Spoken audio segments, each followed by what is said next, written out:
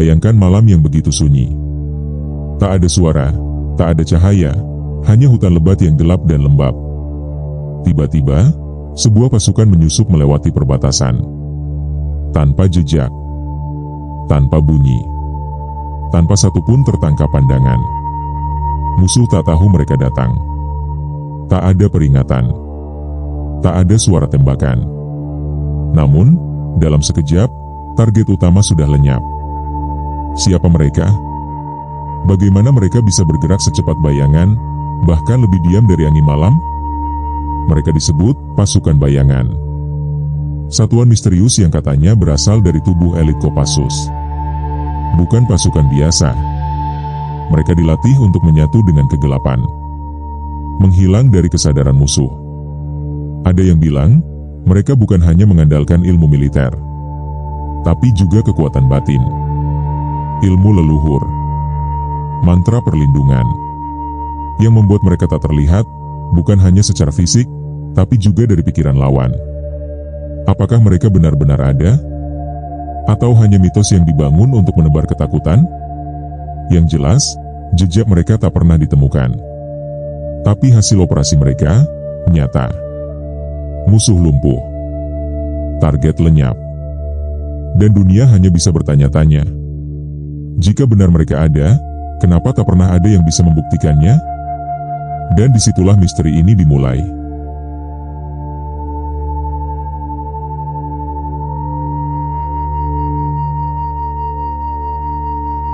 Mereka tak pernah muncul dalam daftar resmi.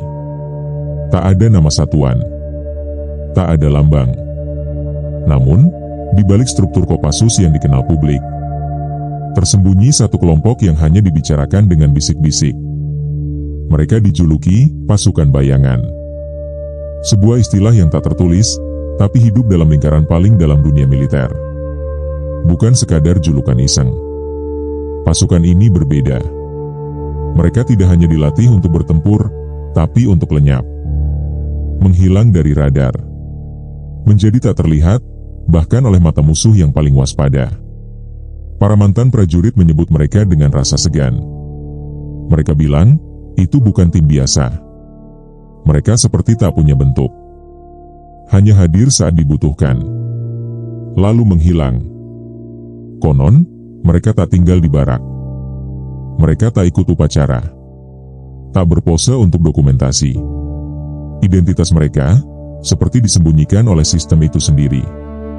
Ada yang percaya, mereka hanya legenda internal untuk menakut-nakuti lawan.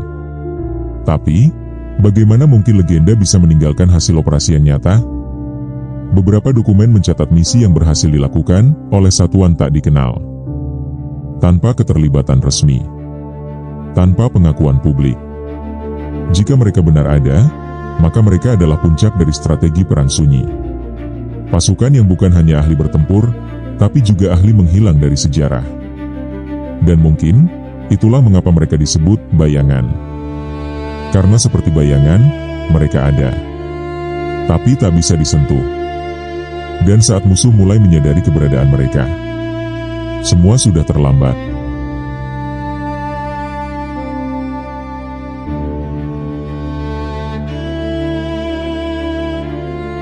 Dalam dunia militer, kemampuan menyusup adalah seni tertinggi.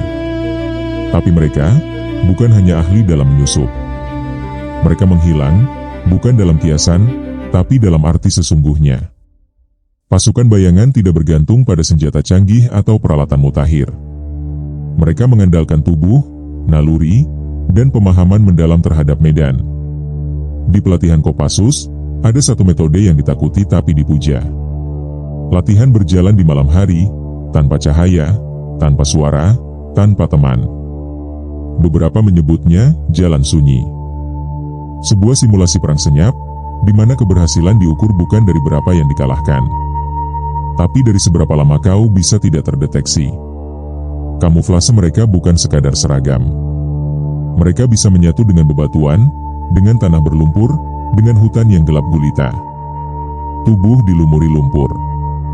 Napas dikontrol. Bahkan detak jantung pun dilatih agar melambat saat dibutuhkan. Mereka bisa menunggu selama berjam-jam, tanpa bergerak. tanpa berkedip.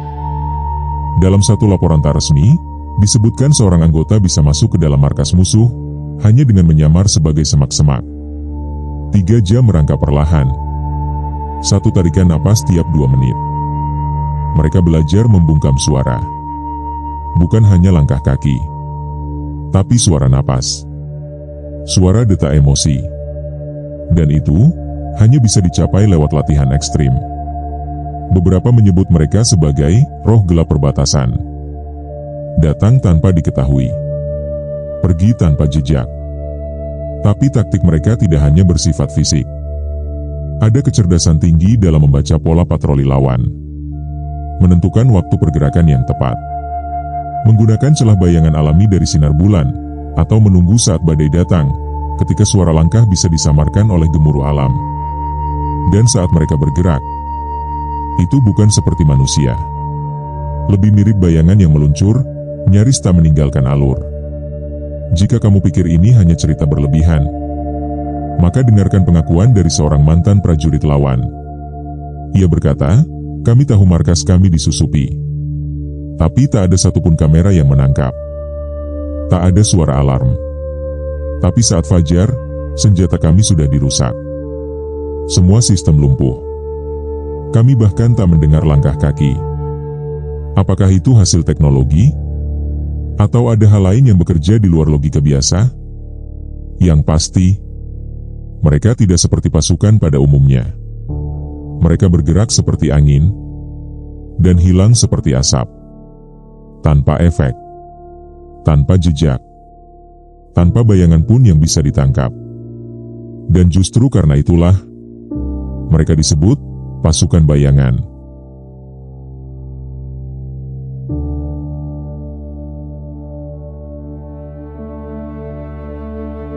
Tidak semua hal dalam dunia militer dijelaskan dengan taktik dan teknologi. Ada ruang sunyi, tempat di mana logika berhenti, dan energi mulai bicara. Beberapa orang percaya, pasukan bayangan tak hanya dilatih secara fisik, tapi juga ditempa dalam jalur spiritual. Mereka bukan sekadar prajurit, tapi peraga dari warisan ilmu leluhur.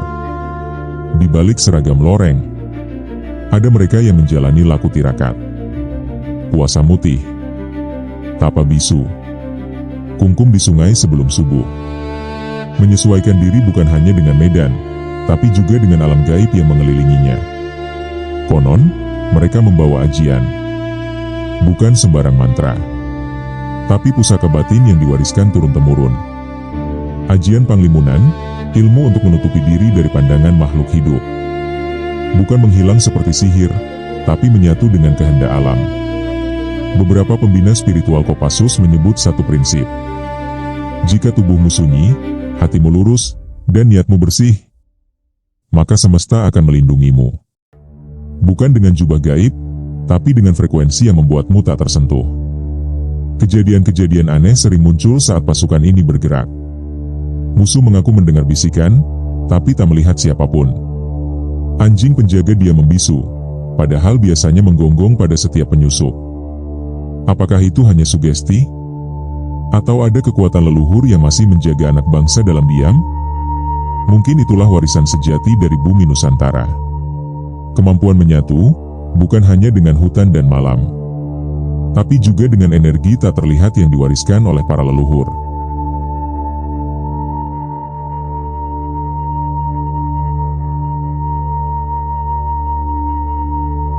Dalam dunia intelijen, tidak semua operasi ditulis.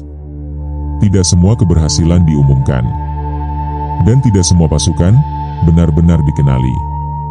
Ada sejumlah misi rahasia yang disebut-sebut terlalu bersih, terlalu cepat, dan terlalu senyap.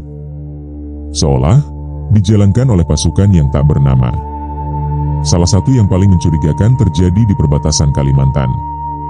Sebuah markas kelompok bersenjata dihancurkan dalam semalam. Tanpa ledakan. Tanpa baku tembak. Namun keesokan paginya, semua komunikasi mereka mati. Senjata-senjata mereka ditemukan rusak dari dalam. Dan tak satu pun dari mereka sadar kapan penyusup masuk. Militer tak pernah merilis nama satuan yang bertugas. Tapi saksi mata di desa terdekat mengaku melihat bayangan. bergerak cepat di antara pepohonan, lalu lenyap. Ada pula kisah dari misi luar negeri. Operasi pembebasan sandera Indonesia yang dilakukan diam-diam di negara konflik. Negosiasi diplomatik buntu. Namun entah bagaimana, dalam satu malam, sandera berhasil lolos. Tanpa ada berita resmi. Tanpa klaim kemenangan. Hanya secari kabar samar bahwa satu tim elit pernah mendarat dan tak kembali dengan nama. Beberapa analis militer mencoba membongkar jejaknya. Tapi data yang mereka temukan, kosong. Seolah tak ada yang bergerak. Tak ada tim yang tercatat keluar dari markas. Tak ada laporan helikopter. Hanya satu hal yang mereka temukan. Target hilang. Lokasi bersih. Tidak diketahui siapa pelakunya.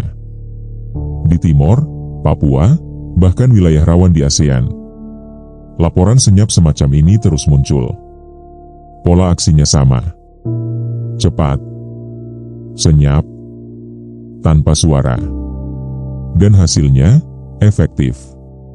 Orang-orang mulai mengaitkannya dengan satu nama yang tak tercatat resmi. Pasukan bayangan. Mereka datang tanpa aba-aba. Bergerak tanpa jejak. Dan pergi, bahkan sebelum musuh menyadari kehadirannya.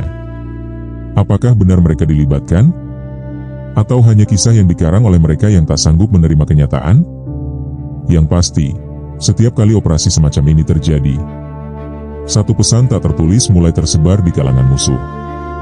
Hati-hati, mungkin mereka sedang mengintai.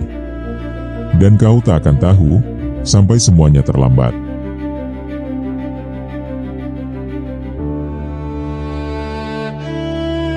Dalam dunia peperangan, ketakutan adalah senjata paling awal. Dan bayangan adalah bentuk ketakutan yang tak bisa disentuh. Pasukan bayangan. Nama itu bisa jadi bukan satuan resmi. Bisa saja, hanya mitos yang dibisikkan dari mulut ke mulut. Dari prajurit ke prajurit. Dari lawan ke lawan. Tapi, mengapa begitu banyak cerita yang serupa? Mengapa begitu banyak operasi yang tak bisa dijelaskan? Sebagian pakar militer menyebut ini bagian dari cywar.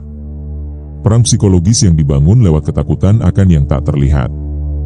Mereka bilang, dalam medan tempur, keyakinan bisa mengalahkan peluru. Dan mitos bisa membuat musuh gemetar, bahkan sebelum perang dimulai. Namun ada satu hal yang mengganggu. Jika ini hanya mitos, mengapa ada saksi nyata? Mengapa ada jejak operasi yang tidak tercatat dalam struktur resmi? Seorang mantan Intel pernah berkata, "Kau tak akan pernah tahu siapa yang benar-benar turun ke lapangan." Dan kadang, yang tak tercatat justru yang paling efektif. Lalu ada sisi lain yang lebih halus. Beberapa tokoh spiritual menyebut bahwa pasukan ini memang tidak untuk dilihat. Mereka ditugaskan untuk hadir, tapi tidak dikenali. Seperti perpanjangan tangan dari semesta, yang hanya muncul saat bangsa ini benar-benar membutuhkan. Cerita tentang anjing penjaga yang tak menggonggong. Tentara musuh yang tiba-tiba pingsan. Langkah kaki yang terdengar, tanpa ada siapapun. Apakah semua itu ilusi? Atau tanda bahwa ada kekuatan yang lebih besar dari sekadar taktik dan senjata? Mitos bisa dibuat. Tapi tidak semua mitos berasal dari hayalan. Sebagian tumbuh dari sesuatu yang benar-benar terjadi. Namun, terlalu mustahil untuk dijelaskan. Dan mungkin, justru karena itulah, pasukan ini disebut bayangan. Karena mereka berada di antara kenyataan dan kepercayaan. Antara yang kasat mata dan yang tak terjelaskan.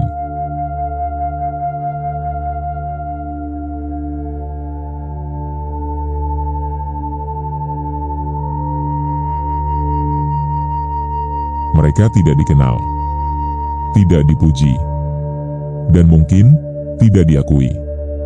Tapi dalam gelap, mereka hadir. Dalam diam, mereka menjaga. Dalam bayangan, mereka bergerak. Bukan untuk nama, bukan untuk pangkat, tapi untuk tanah yang mereka cintai, dalam senyap. Apakah pasukan bayangan itu nyata? Atau hanya bisikan yang hidup di antara kabut sejarah? Silakan kau simpulkan sendiri. Dan jika kau bangga pada prajurit negeri ini, bagikan video ini. Tulis komentarmu. Dan ingatlah, kadang, kekuatan sejati justru tak terlihat.